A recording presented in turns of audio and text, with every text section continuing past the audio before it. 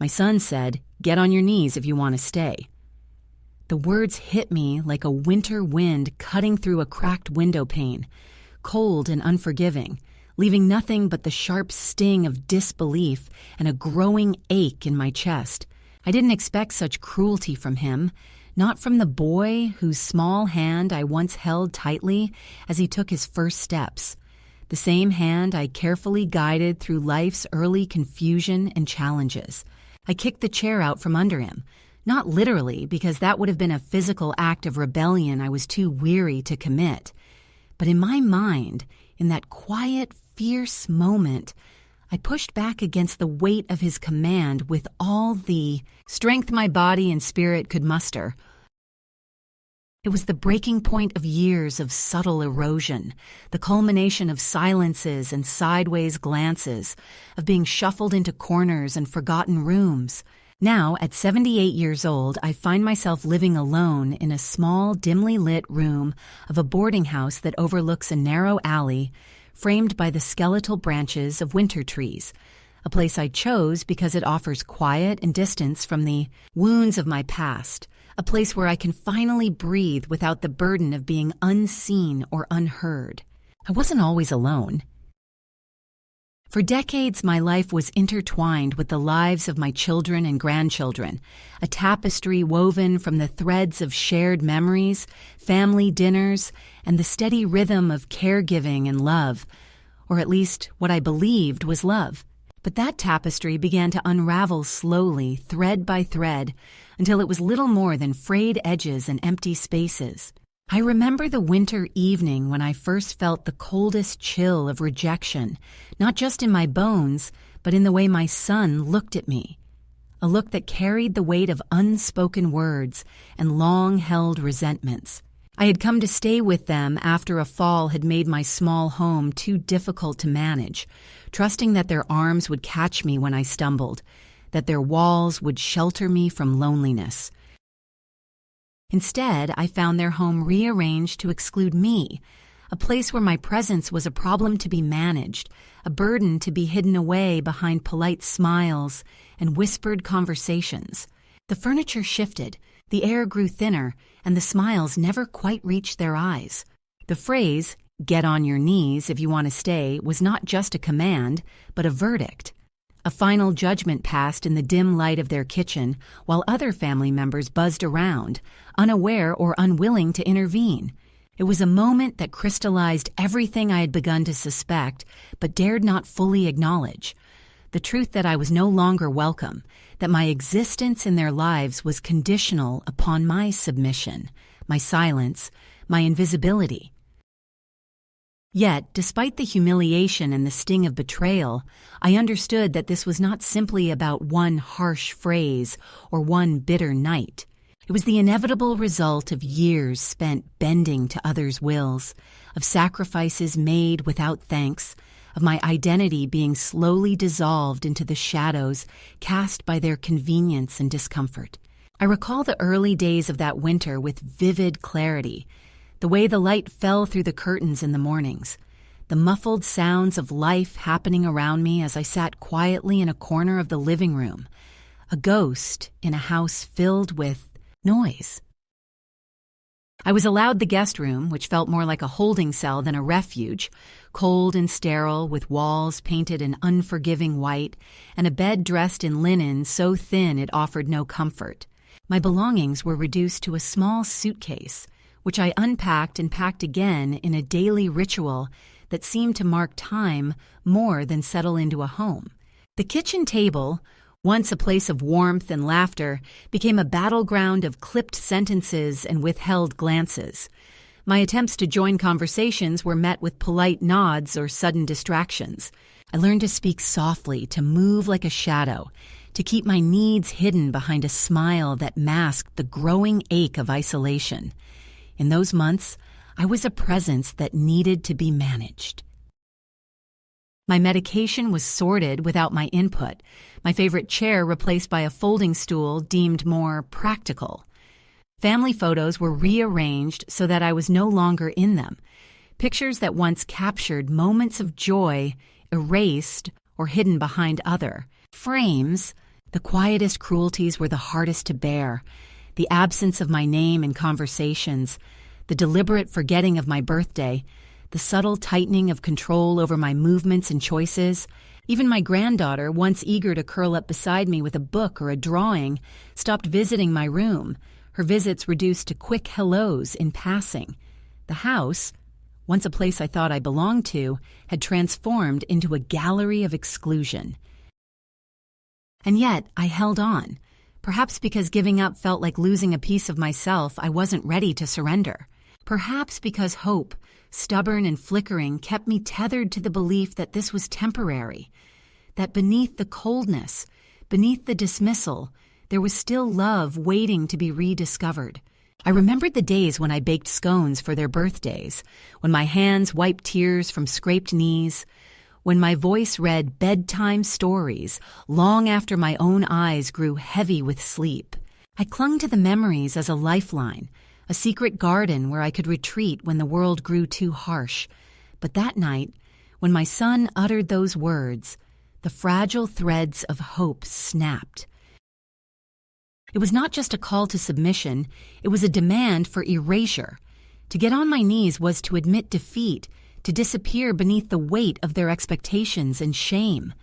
And in that moment, I felt something inside me break free.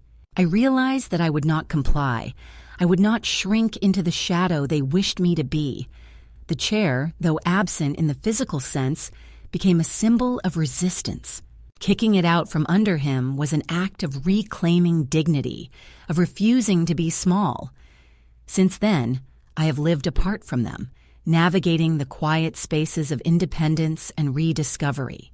My room in this boarding house may be modest and overlooked, but it is mine. The window, though dirty and streaked with rain, lets in a sliver of light I welcome every morning. Here, I'm learning to breathe without apology, to hold my own name without hesitation, to remember who I am beyond the roles assigned to me by family or society.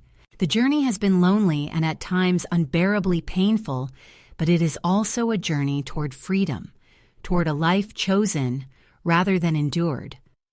I am not bitter, though the scars remain. I speak of this not to seek sympathy, but to tell the truth of a woman who was both invisible and indomitable. My story is one of quiet rebellion, of finding strength in silence, of reclaiming a life that was almost lost to the shadows of expectation and neglect. If this reaches another woman who feels unseen, unheard, or unworthy, know this: your voice matters. Your place is not defined by the acceptance of others, but by the courage to stand, even when the ground beneath you shakes. And sometimes, standing means kicking away the chair that tries to hold you down. The moment when everything shifted was not marked by a grand confrontation or an explosive argument, but by a quiet, deliberate act that shattered the fragile illusion I had clung to for so long. It was a cold evening in late November, the sky a dull gray that seemed to press down on the city like a weight. I had been living with my son and his family for several months by then, ostensibly as a temporary arrangement while I recovered from my fall. Each day, I tried to convince myself that things would improve, that my presence was tolerated out of love or duty, and that one day I would be welcomed not just as a guest, but as a mother and grandmother again. But the reality was a slow, relentless erosion of my dignity, and that evening it culminated in a moment of raw cruelty that I will never forget. The house was filled with the hum of preparations for a dinner party. My daughter-in-law moved briskly through the rooms, arranging plates and glasses with a precision that left no room for mistakes or interruptions.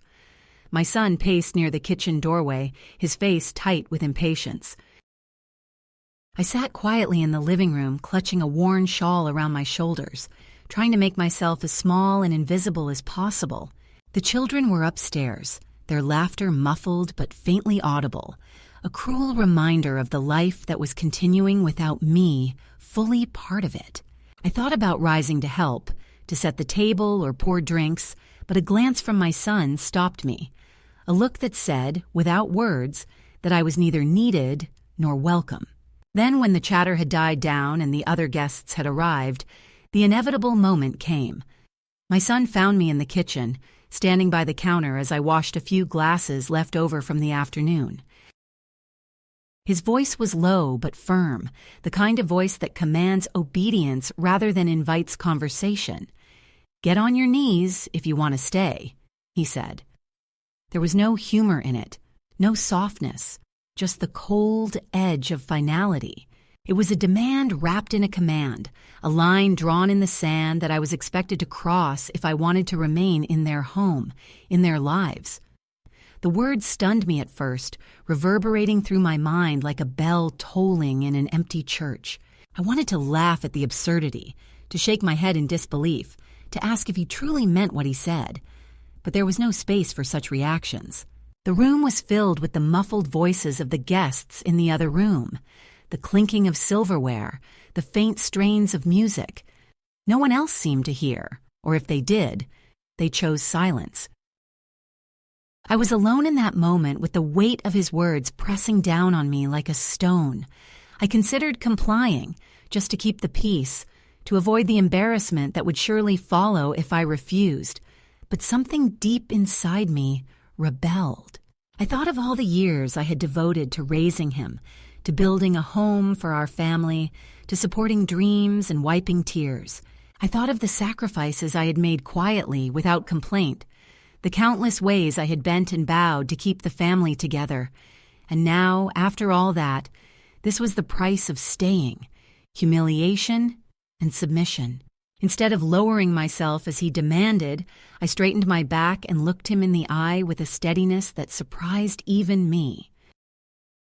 The chair he had pushed toward me, the cheap, folding kind that symbolized how little they valued my comfort, I kicked out from under him, not physically, but in that silent act of defiance that said, "I will not be small." The room seemed to hold its breath. For a moment, I was certain he would yell or push back, but he only stared, as if seeing me for the first time, or perhaps realizing that the mother he thought he could control had quietly become a stranger he no longer recognized. After that night, the dynamics in the house shifted irreversibly. I was no longer a family member, but a problem to be managed. My presence was tolerated at best, and often met with impatience or avoidance. The dinners became more rushed, the conversations more guarded, the rooms I was allowed to occupy smaller and colder. My movements were scrutinized, my belongings minimized, my stories dismissed as irrelevant. Even the children, once warm and curious, grew distant, mirroring the attitudes of the adults around them. The catalyst was not a single act of violence, but the culmination of countless small betrayals, moments of erasure and neglect that combined to create a wall I could no longer climb. It was in the way my son would answer my questions with clipped phrases, the way my daughter-in-law would speak over me in conversations, the way my name was left out of family plans and invitations. It was the silent message that I was an obstacle to be tolerated rather than a person to be cherished. In the weeks that followed, I began to withdraw, not out of defeat, but as a way to protect the fragile core of myself that remained. I spent more time in my room, reading old letters and photographs, remembering who I was before I became invisible. I found solace in small routines, a cup of tea made just so, the soft hum of the radio in the early morning, the feel of sunlight through the window. These became acts of quiet resistance, small ways to hold on to my identity in a world that seemed determined to erase it. One afternoon, as I sat by the window watching the leaves fall in the backyard, I realized that the life I had known with my family was no longer possible. The invitation to get on my knees was not just a cruel joke, but a clear signal that my place was no longer with them. It was a painful truth to accept, but accepting it also sparked a resolve I had not felt in years. I would not disappear quietly. I would find a way to reclaim my life on my own terms. The catalyst that night did not just expose the fracture in our relationship, it revealed my own strength. In the face of rejection, I found the courage to stand. In the shadow of betrayal, I discovered a flicker of hope. Though the path ahead was uncertain and fraught with loneliness, it was mine to walk. And walking it meant leaving behind the expectations, the hurt, and the silence that had defined too many years. That evening was a turning point, a moment when the old story ended and a new one began. One written not by the hands of those who sought to control me, but by my own. It was the moment I chose to stop waiting for permission, to stop hoping for acceptance, and to start choosing myself. After the night my son delivered that cruel ultimatum, life did not immediately transform in a dramatic or obvious way. There were no fiery arguments or doors slammed in my face. Instead, the change crept into my existence like a slow, relentless fog that gradually swallowed everything familiar and safe. The first escalation of my isolation unfolded not in grand gestures, but in the subtle, almost imperceptible shifts that chipped away at my presence and my sense of belonging until I became a shadow among the living. It was in the quiet rearrangement of our lives, the silences that hung longer than before, and the gentle but firm walls that rose between me and the family I had once known so intimately. In the days following that evening, I noticed the smallest things begin to disappear, or more accurately, to be taken away from me under the guise of practicality and care. My favorite mug, the one with the delicate floral pattern that I had used for years, was suddenly nowhere to be found. When I asked about it, my daughter-in-law smiled politely but without warmth and said it was put away for safekeeping because it was fragile and didn't fit with their new kitchen aesthetic. It was a small thing, but it felt like a quiet message. The things I loved, the things that marked me, were no longer considered important in this house. My belongings were minimized bit by bit, packed into boxes or relegated to the back of cabinets, out of sight and out of mind. Meals, once the lively heart of our family, became mechanical affairs. The dinner table was set without me, conversations carefully steered away from topics I might want to contribute to, my presence acknowledged only when necessary. I learned to listen quietly, to let the words wash over me without reaching in to claim space or share my own stories. I watched my son's eyes flicker away when I tried to make a point, the way his smile would tighten as if I had said something unwelcome. The effort to belong became exhausting. The old familiar rituals of family life turned into performances in which I was a guest star, whose lines were often forgotten or cut. The children, once the bright lights of my days, began to mirror the adults around them in their avoidance. My granddaughter, who had once loved to curl up beside me with a book or a drawing, stopped coming to my room. Her visits became brief and infrequent, replaced by hurried hellos on the way past or whispered phone calls I was no longer included in. I saw the change in her eyes, not out of malice, but perhaps out of confusion and loyalty to the world she was growing into, a world where I no longer seemed to have a place. The house felt less like a home and more like a stage where I was expected to play a part that did not include genuine connection or affection. There was a tightening of control over even the smallest aspects of my life. My medication, once managed with my input, was now organized and dispensed without my consent.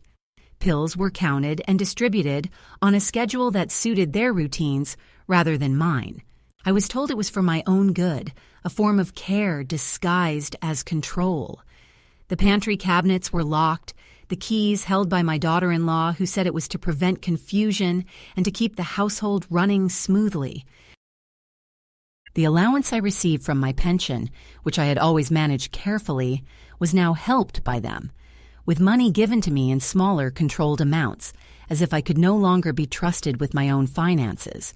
These actions were framed as kindnesses, but to me they felt like cages, small but unyielding, designed to confine rather than to nurture. Even the language used around me changed. My name became a rarity in conversation, replaced by vague references like the old lady or mom when she's around.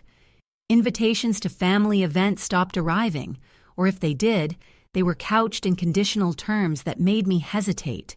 I was told about gatherings after they had occurred, or asked not to come because it would be easier for everyone. The cumulative effect of these omissions was a profound loneliness that settled in my bones, a quiet grief for the life that was slipping away while I sat watching from the sidelines. In the background of this growing invisibility, I was still expected to perform the roles I had played for decades: the caretaker, the keeper of memories, the one who cooked holidays meals and tended to scraped knees, even as my own needs were ignored or dismissed. There was no recognition of the toll this erasure took on me, no space for my pain or my anger. I learned to mask my hurt behind a practiced smile and gentle words, to absorb the unspoken message that to fight or complain was to risk further exclusion. The slow, steady diminishment of my presence became a war of attrition, waged in the spaces between words and the quiet denial of my worth. Yet even as the walls closed in, a small, stubborn part of me resisted. I clung to the fragments of my identity that remained, my love for a certain cup of tea brewed just right in the morning, the way I still folded my clothes with care, the soft, worn pages of an old book I kept tucked under my pillow. These were my acts of quiet rebellion, small sanctuaries in the midst of encroaching silence. Each morning I dressed with deliberate care, choosing a scarf or a sweater that reminded me of better days, reminding myself that I was more than the sum of the dismissals and absences. The emotional weight of this slow erasure pressed heavily on me, sometimes manifesting in restless nights and a tightening in my chest that no medicine could soothe. I found myself retreating into memories, both sweet and painful, tracing the contours of a life before invisibility, before the day my son asked me to get on my knees. I remembered the laughter of children, the warmth of family gatherings, the feeling of belonging to something greater than myself. These recollections were bittersweet. They reminded me of what I had lost, but also of who I was beneath the layers of neglect and rejection. In the midst of this growing isolation, the practical realities of my situation became clearer. I was living in a house that no longer felt like home, surrounded by people who had grown distant and wary of my presence.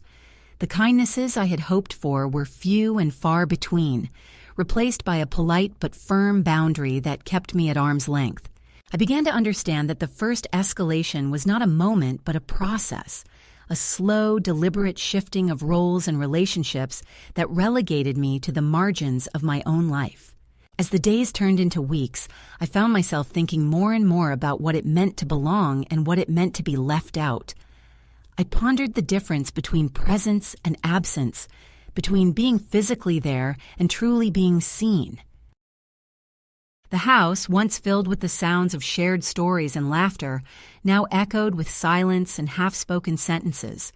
I realized that I was being erased, not with words or violence, but with absence and neglect, a form of moral violence that cut deeper than any shout or slap. This first escalation was both heartbreaking and clarifying. It forced me to confront the reality that I could no longer depend on the family that had once been my world. It made me aware of the urgent need to reclaim my own space, my own voice, and my own life. Though the loneliness was profound, it sparked within me a quiet determination, a seed of resolve that would grow in the months to come. The slow march of erasure became a catalyst for awakening, a painful but necessary step toward freedom. I began to observe more keenly, to listen not just to the words spoken, but to the silences, the looks exchanged behind my back, the changes in tone and behavior. I noted how the house was rearranged, not for my comfort, but for the convenience of others. I watched as my stories were dismissed, my opinions ignored, and my presence tolerated only when convenient. Each small act of exclusion added up to a mosaic of abandonment, painted not with harsh strokes, but with the quiet colors of neglect. And yet, within this quiet storm, I found moments of unexpected grace. Sometimes, in the stillness of early morning or late at night, I would catch a glimpse of myself in the mirror, a woman who had endured much and yet still held on. I saw the lines on my face not just as marks of age, but as maps of resilience and survival. I felt the steady beat of my heart as a reminder that I was still here, still capable of choosing, still worthy of love and respect. The first escalation was the slow unraveling of a life I had thought secure, but it was also the beginning of a journey back to myself. It revealed the fractures in my family and in my own sense of identity, but it also ignited a quiet fire that would not be extinguished. In the face of erasure and invisibility, I began to find my voice again, not in loud declarations or angry confrontations, but in the small, steady acts of reclaiming my space, my dignity, and my right to be. This part of the story is not just about loss, but about awakening, the painful but powerful realization that to survive, I must first see myself clearly and refuse to be diminished. It is the moment when I begin to understand that the path forward will require strength, patience, and a willingness to stand alone if necessary. And it is the foundation on which the rest of my story will be built. The moment that marked the true turning point in my story was not heralded by a grand epiphany or a dramatic confrontation, but by a quiet realization that began to take root deep inside me, like the first tentative shoots of spring pushing through the cold, unyielding earth after a long, harsh winter. It was during one of the many evenings I spent alone in the guest room of my son's house, a room that felt more like a cell than a refuge, where the walls seemed to close in with every passing day, and the silence was so thick it pressed against my ears. I sat there, clutching an old photograph of my late husband and me on our wedding day, the edges worn and the colors faded, but the smile still vivid and full of promise. It was in that quiet, solitary moment that I began to see beyond the shadow of rejection and neglect that had enveloped me for so long, and to glimpse a possibility of reclaiming my life, not as an afterthought or a burden, but as a woman who still had the strength to choose her own path. The catalyst for this shift came in the form of a forgotten piece of paper I found tucked away in a drawer, yellowed with age, but still legible. It was the deed to the house my late husband and I had purchased together decades ago, a document I had long assumed was lost or irrelevant. As I traced the familiar signatures and dates, a surge of clarity washed over me. Despite the years of absence and the subtle erasure of my presence in the family home, my name was still there, etched in legal ink alongside my husband's, a testament to a claim I had never relinquished. This simple truth was a lifeline, a tangible proof that I had not been as invisible or powerless as I had been made to feel. It was a reminder that I had once held, and could still hold, a stake in the foundation of this family and my own life. Armed with this knowledge, I began to plan quietly, deliberately. The decision was not born of anger or revenge, but of a deep, steady resolve to reclaim my dignity and autonomy. I understood that the journey ahead would not be easy, that the path to freedom often winds through loneliness and uncertainty. But for the first time in a long while, I felt a flicker of hope that was strong enough to light the way. I made copies of the deed and kept them close, a secret talisman that gave me strength on the days when the weight of invisibility threatened to crush me. This shift in perspective changed how I navigated my days.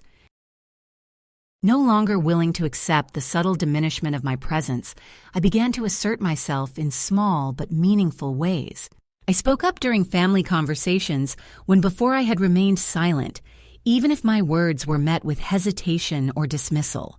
I insisted on maintaining certain routines that grounded me, preparing my own meals when possible, tending to my personal belongings with care, and carving out moments of solitude to reflect and recharge. These acts, seemingly ordinary, became profound expressions of self-respect and resistance. I also sought out allies, however unlikely they might seem. A neighbor who noticed the changes in me offered a listening ear and a word of encouragement. A local librarian helped me research my legal rights and options, quietly empowering me with knowledge I had long lacked. These connections, fragile as they were, reminded me that I was not alone in this journey and that support could be found in unexpected places. It was through these small acts of reaching out and claiming space that I began to rebuild a sense of community and belonging outside the confines of my fractured family. Perhaps most importantly, I started to nurture my own sense of worth beyond the roles I had been forced to play for so many years. I rediscovered old passions, reading books that challenged and inspired me, writing letters I never sent, and even considering the possibility of work or volunteer opportunities that would allow me to contribute and feel valued on my own terms. The act of imagining a life beyond mere survival was transformative. It planted seeds of possibility where once there had been only resignation. Yet this newfound strength did not come without its own struggles. There were moments of doubt and fear, times when the pain of rejection threatened to overwhelm me, and the temptation to retreat into silence was strong. I wrestled with conflicting emotions, grief for what was lost, anger at those who had turned away, and a cautious optimism for what might still be. These internal battles were quiet but fierce, fought in the privacy of my thoughts and in the stillness of night. But each time I chose to face the uncertainty rather than flee from it, I felt my resolve deepen. This period of transformation was also marked by symbolic acts that affirmed my growing agency. I purchased a coat, an unassuming navy wool garment with deep pockets and a subtle pattern, that became a metaphor for the armor I was putting on against the world's indifference. It was not just clothing, but a statement of presence and self-respect, a reminder that I was worthy of warmth, comfort, and protection. Wearing that coat as I stepped outside into the crisp air was like stepping into a new version of myself, one who refused to be invisible or voiceless. In the quiet moments, I allowed myself to imagine a future that was not defined by the pain of the past, but shaped by the choices I was beginning to make. It was a future where I could live on my own terms, surrounded by people who saw and valued me, and where my worth was measured not by the sacrifices I had made for others, but by the love and respect I gave myself. This vision was not naive or sentimental. It was grounded in the hard-won knowledge that freedom is often born from loss, and that healing is a journey rather than a destination. The midpoint of my story is a testament to the resilience of the human spirit, especially when faced with betrayal and exclusion by those we once trusted most. It is a reminder that even in the darkest moments, the possibility of renewal exists, waiting to be discovered by those brave enough to seek it. For me, it was the moment when I stopped waiting for others to recognize my worth and began to claim it for myself, step by step, day by day. Though the path ahead remained uncertain and the wounds of the past still raw, I had taken the crucial first steps toward reclaiming my life. The journey was no longer about surviving, but about living, not about fading into the background, but about standing firmly in the light. This shift from victim to agent, from shadow to presence, set the stage for the next chapters of my story, chapters marked by confrontation, courage, and ultimately, transformation. The second escalation in my story came not as a sudden storm, but as a gradual intensification of pressures that tested every ounce of the strength I had begun to reclaim. It was the moment when the past, which I thought I had left behind, reached out with cold fingers to pull me back into the shadows I was desperate to escape. This phase was marked by confrontations that were no longer subtle, by visits that carried the weight of expectation and judgment, and by messages, both spoken and unspoken, that challenged the fragile autonomy I had fought so hard to build. It was a time of reckoning, a series of moments when I had to stand firm against the tide of control and intrusion, knowing that to do so meant risking everything, but also gaining back what was truly mine. In the months following my quiet departure from the house where I had once hoped to find refuge, the world around me began to shift. I had settled into the modest boarding house, a place far removed from the sterile guest room that had felt like a prison, and found small comforts in routine and solitude. My days were marked by walks through unfamiliar neighborhoods, by new faces that offered kindness without pretense, and by the steady rhythm of a life slowly rebuilt on my own terms. I had found work in a small cafe, a job that demanded my presence and gave me purpose beyond the roles I had once inhabited. It was a life stripped of pretense, but rich in authenticity, a life where I was no longer a shadow, but a woman, standing quietly in her own light. Yet even as I began to breathe freely, the past refused to stay silent.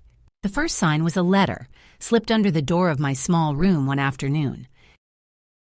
It was from Kieran, my oldest grandchild, the one who had always reached out without hesitation, the one who still remembered the warmth of my presence and the comfort of my stories. His letter was a lifeline, filled with concern and longing, but it also carried the tremors of the family storm that raged behind the scenes. He wrote of the chaos at home, of the anger and confusion that my disappearance had sparked, and of his own hope that I was safe. His words were a balm to my weary heart and a reminder that, even amid rejection, threads of connection remained. Shortly after, the front door of the cafe where I worked swung open one rainy afternoon, and I saw her, Lisa, my daughter-in-law, standing there like a ghost from a life I was trying to leave behind. Her presence was sharp and unexpected, the air around her charged with a mixture of apology and accusation. Heather, my supervisor, whispered a warning, but I chose to face the moment with quiet strength.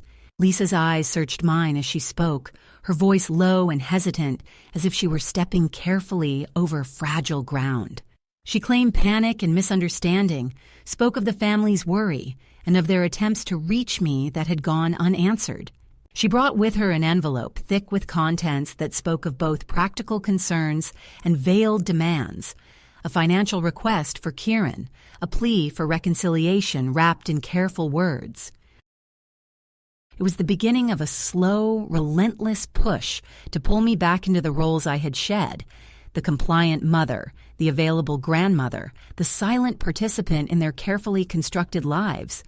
Adam, my son, soon followed with his own efforts. He sent letters marked by a brittle politeness that barely concealed frustration and disappointment. He hired a lawyer, Derek Sorensen, who arrived with formalities and legal language, speaking of well-being and next steps, trying to impose control under the guise of concern. These intrusions were more than mere reminders of my past. They were attempts to wrest power from me, to dictate the terms of my life, and silence my newfound independence. I met these advances with a calm that belied the storm they stirred within me. The lawyer's visit was a confrontation I had anticipated but not welcomed. He came to assess, to question, to insinuate that I was vulnerable and in need of their protection. I listened patiently, refusing to be cowed by his formal tone and carefully chosen words. When he suggested that a facility might be more suitable for me than the boarding house, I saw through the thin veneer of concern to the underlying desire to control and confine. I made it clear, firmly and without hesitation, that I was neither a pet to be managed nor a problem to be solved.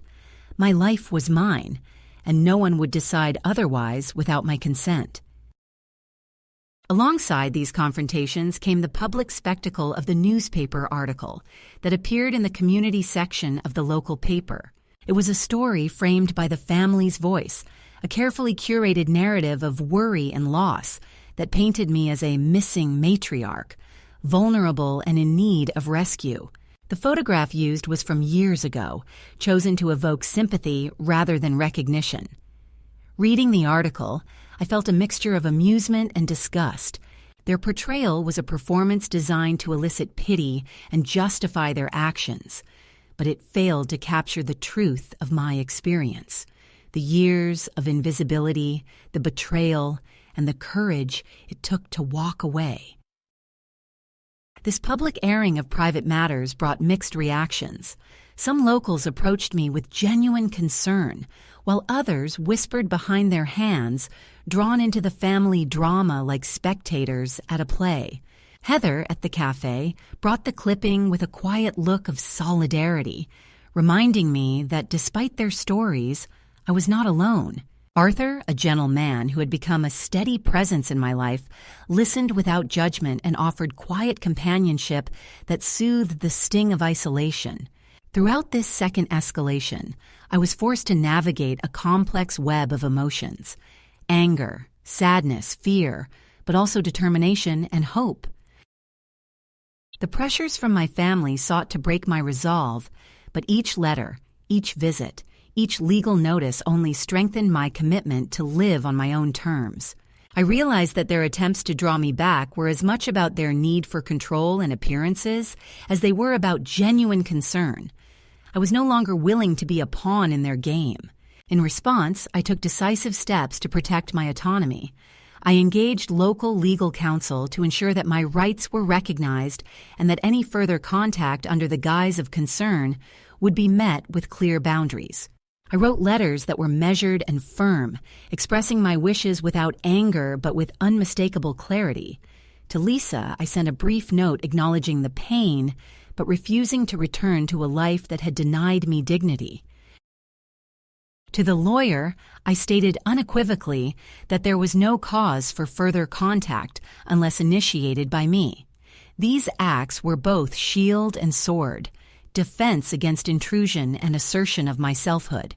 Amidst these struggles, I found unexpected moments of grace and connection. The visits from Kieran became a source of light, a reminder that bonds could endure beyond conflict and that love, even when complicated, was still possible. Our conversations were gentle and unhurried, filled with memories and cautious hopes. I learned to cherish these moments as the fragile threads that held the tapestry of my new life together. As the second escalation unfolded, I became ever more aware that the fight was not simply against the family's attempts to control me, but against the societal expectations that too often render older women invisible, powerless, and voiceless. My journey was both deeply personal and painfully universal, a struggle for recognition, respect, and the right to define one's own life regardless of age or circumstance. This phase tested my resilience in ways I had not anticipated. The emotional toll was heavy, but it also forged a strength and clarity that had been buried beneath years of accommodation and silence. I discovered that standing firm was not a single act of defiance, but a sustained commitment to self-respect and freedom. Each letter written, each boundary set, each moment of solitude claimed was a declaration that I would no longer be diminished or erased. The second escalation was a crucible, a time of challenge and transformation. It brought the past crashing into the present, forcing me to confront pain and betrayal head-on, but it also illuminated the path forward, a path marked by courage, dignity, and the unwavering belief that it is never too late to choose oneself. The journey was far from over, but in these moments of confrontation and clarity, I found the power to continue walking toward a life of my own making. The moment of climax in my journey arrived quietly, without fanfare or dramatic confrontation, but with the profound weight of finality and personal sovereignty. It was not a shouted declaration or a public spectacle, but a deliberate, measured act that sealed the boundaries I had struggled so long to establish and marked the true reclaiming of my life. This moment was the culmination of months of struggle, reflection, and painful decisions, a turning point where I moved beyond resistance and into the realm of self-definition, no longer waiting for permission or validation from those who had sought to diminish me. In the weeks leading up to this turning point, the pressure from my family had intensified, their messages growing more insistent and their visits more intrusive. Letters arrived with increasing frequency, their tone shifting from concern to veiled demands. My son's lawyer had come once again, this time with documents that suggested an evaluation of my mental and physical state, a thinly veiled attempt to question my capacity and justify intervention. It was a chilling reminder of how far they were willing to go to reclaim control, to rewrite the narrative of my life according to their terms. I read the papers with a steady hand but a heart heavy with sorrow and determination. I understood then that the true power lay not in fighting their attempts with anger or resentment, but in asserting my will through calm, unyielding clarity. I began drafting a letter, not to plead, not to explain, but to close a chapter definitively. I addressed it first to the lawyer, making it clear that I was of sound mind and body, living in a safe and supportive environment of my own choosing, and that any further unsolicited contact would be considered harassment. I signed it with a steady hand, the pen feeling like an instrument of liberation rather than mere ink on paper. This letter was my shield and my sword, a legal and emotional barrier erected to protect the life I was building. Next, I turned my attention to the family members who had tried to hold me captive in a role that no longer fit. To Lisa, I wrote a brief but heartfelt note.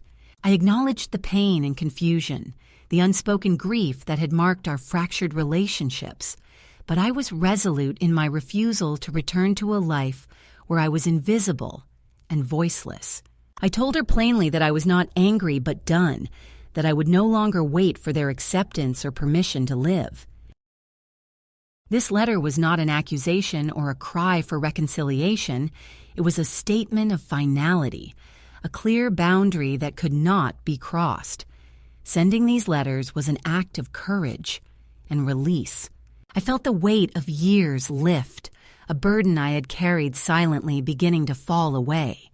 Yet, with that release, came a profound sense of loneliness, a recognition that some doors would remain closed and some relationships forever altered. But I also felt a deep peace, a quiet strength that came from standing firmly in my truth and choosing myself, no matter the cost. Shortly after mailing the letters, Lisa made her unexpected appearance at the cafe where I worked. She stood at the entrance, stiff and out of place, a stark contrast to the familiar chaos of the morning rush. Heather, who had warned me of her arrival, offered a small nod of support, but I was determined to meet the moment on my own terms. Lisa's voice was low and tentative as she asked to speak privately. I led her to a booth in the back, a space away from prying eyes and ears. Our conversation was measured and fragile.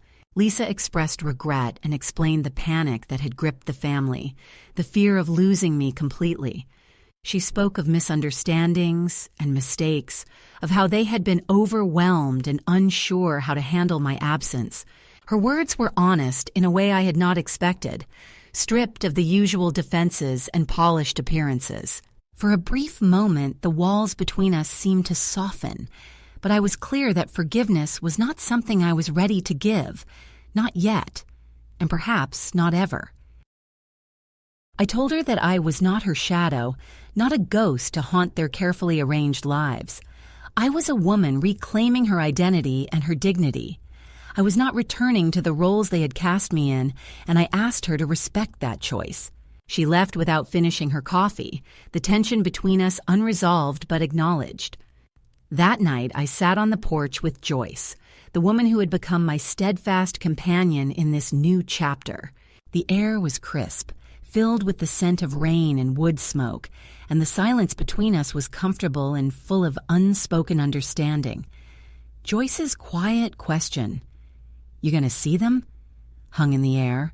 I shook my head, knowing that my path was no longer entwined with theirs, except perhaps in the delicate connection with Kieran, my grandchild who had reached out with a different kind of love. The climax of my journey was not marked by reconciliation or grand gestures, but by the quiet assertion of boundaries and the reclamation of self. It was a moment when I stopped waiting for the past to change and instead chose to build a future on my own terms. I was no longer a victim or a shadow, but a woman who had learned to stand tall despite the fractures and losses. In the days that followed, life settled into a new rhythm. I continued working at the cafe, finding purpose in the steady flow of customers and the simple acts of service. I nurtured the friendships that had blossomed in this new environment, connections based on mutual respect and kindness rather than obligation or history. I wore the navy wool coat I had purchased months before with a renewed sense of pride, a symbol of the strength and warmth I now carried within myself. The letters I had sent were never met with further contact, and I understood that silence was their answer. But silence no longer frightened me. It was the space in which I could breathe, grow, and heal. The climax of my story was not an end but a beginning, a turning point from which I stepped into a life defined not by the shadows of others, but by the light of my own choosing. This moment taught me that true power lies not in control over others, but in control over oneself. It showed me that freedom is born from acceptance of the past and courage to move beyond it. And it reminded me that no matter how deeply we are wounded or erased, there is always a way back to ourselves, if only we have the strength to take the first step. The resolution of my story unfolded not in a rush of grand reunions or dramatic reconciliations, but in quiet moments that held the weight of healing and acceptance. After the years of betrayal, rejection, and invisibility, I found peace not by returning to the past or seeking validation from those who had once turned away, but by embracing the life I had chosen for myself. It was a slow, steady process of rebuilding, not a restoration of what was lost, but the creation of something new, grounded in self-respect and quiet dignity. One of the most profound moments came when Kieran, my oldest grandchild, came to visit me. His presence was a balm to the wounds that had long festered in silence. He arrived with tentative steps, carrying nothing but a small bag and the hope of connection. Our reunion was simple. No tears, no heavy words, just the gentle warmth of two souls who had missed each other, but never lost the thread that bound them. We talked about everything and nothing, sharing memories, hopes, and the unspoken understanding that love could endure beyond the fractures of family drama. His willingness to see me as more than a shadow, more than a burden, was a quiet triumph. A sign that the future held space for healing even when the past had been painful. I wrote a letter to him afterward, a letter that was perhaps more for myself than for him. In it, I acknowledged the years of waiting and the long silence that had stretched between us. I told him that I had finally learned to hold my own heart with care and that he had always been enough just by being himself. That letter was folded carefully and kept where I could see it. A reminder that even in the hardest journeys, there is grace to be found. The house where I lived had become a sanctuary, a place where I could finally rest from the battles fought and the roles imposed upon me. Joyce, my steadfast companion, remained by my side, a living testament to the power of quiet friendship and mutual respect. Together we shared simple meals, laughter, and the comfort of knowing that we were no longer alone in the world. Our small rituals, cups of tea in the morning, walks through the neighborhood, quiet evenings on the porch, became the threads that wove a new tapestry of belonging. Though the letters I sent to my family had not been met with responses, and though Lisa's brief visit remained the last direct contact, I felt no bitterness. I understood that sometimes love means letting go, that freedom requires boundaries, and that healing is not always about mending old ties, but about creating new paths. I had not lost them. They had chosen to let go, and in turn, I had let go as well. This mutual release was painful but necessary, a final cut that allowed me to step fully into my own life. In time, I found joy in the small things, a well-brewed cup of coffee, a book that stirred my imagination, the sound of birdsong at dawn. I took pride in my work at the cafe, where faces grew familiar and smiles were genuine. The navy wool coat I had bought months before remained my favorite, a symbol not just of warmth, but of the resilience and grace I carried within me. Wearing it, I felt the quiet strength of a woman who had endured much, but refused to be defined by pain or loss. One evening, as I sat on the porch wrapped in a soft blanket with Joyce beside me, I wrote a letter. Not to the family or the lawyer, but to myself.